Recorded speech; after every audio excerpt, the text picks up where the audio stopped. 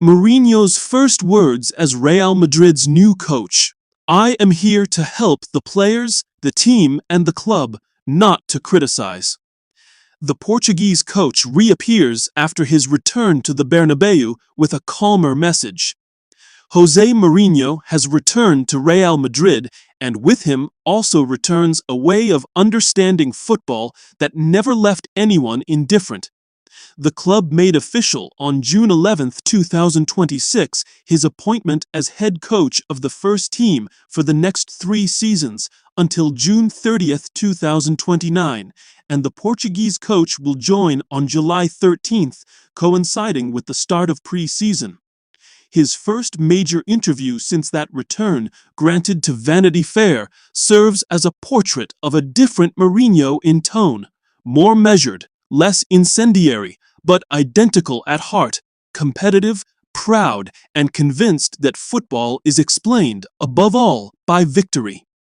The history of Real Madrid cannot be compared to anyone else's, Mourinho in Vanity Fair. When we talk about Real Madrid, we talk about football history and heritage. The Mourinho who in 2004 introduced himself to the world as the special one now appears willing to tone down the ego without giving up authority. I don't want to say that I was the chosen one. I was one of them, he says in the interview, as if the passage of time had smoothed his public edge without touching the backbone of the character. The coach who conquered England from the press conferences, who turned every big match into a psychological battle, and who challenged the most powerful Barca from the Inter bench and later from the Madrid bench, returns to the place where his figure took on the dimensions of a novel. What has made Real Madrid great is not only its players, but its titles and its history. Mourinho in Vanity Fair. His explanation of Real Madrid is pure sentimental Mourinhoismo. He is not only talking about players or stars, he is talking about weight, the badge, memory. The history of Real Madrid cannot be compared with anyone else, he states, and he adds one of those lines that make headlines. The white shirt has something magical. For Mourinho, Madrid is not merely a collection of proper names, but an institution built on titles. When we talk about Real Madrid, we talk about the history and heritage of football, the Portuguese sums up. Mbappe is a phenomenal player, and I'm going to try to help him become even better. Mourinho in Vanity Fair. At this new stage, one of his biggest challenges will be Kylian Mbappe. The Frenchman has lived with the noise despite his goal-scoring numbers, and Mourinho is not looking for confrontation. On the contrary, he asks for calm, observation, and dialogue. It's not the time to talk, it's the time to listen, he says. The Portuguese coach assures that he needs to get to know from the inside what until now he has only seen from the outside.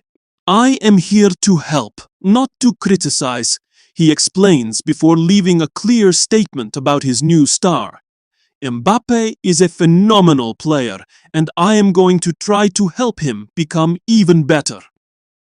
There is also a Mourinho who looks back, especially to those clásicos that split football in two. Guardiola on one side, him on the other, Messi and Cristiano on the pitch. Madrid and Barca turned into a global affair. The world stopped for those matches, he recalls. For Mourinho, that has not happened again on the same scale. It wasn't just Madrid and Barcelona, or just Spain. It was the world, he says, about a rivalry he compares to the great tennis duels between Nadal, Federer, and Djokovic. There is an absurd theory that you can be great without winning. Mourinho in Vanity Fair. The Portuguese does not deny his Blaugrana past. He remembers his years at Barcelona alongside Bobby Robson, Guardiola, and Luis Enrique with familial and professional affection. Part of his children were born there, and that is where he began to develop as an elite coach. But fate, he says, placed him on the opposite side. I have no bad feelings toward Barcelona, he clarifies, and then he offers another phrase with a classico aroma. I enjoy playing against the best, because the best force you to be better. Where Mourinho does not give an inch is in the old debate about style. He has been called defensive, results-driven, pragmatic, or even an enemy of a certain aesthetic idea of football. His answer remains the same. Winning is the essence of sport. There is an absurd theory that you can be great without winning, he fires. And he concludes, in sport, the objective is to win. In his defense, he recalls his Real Madrid team from the 2011-12 season, that side with 100 points and 121 goals. How defensive was that team, he asks himself.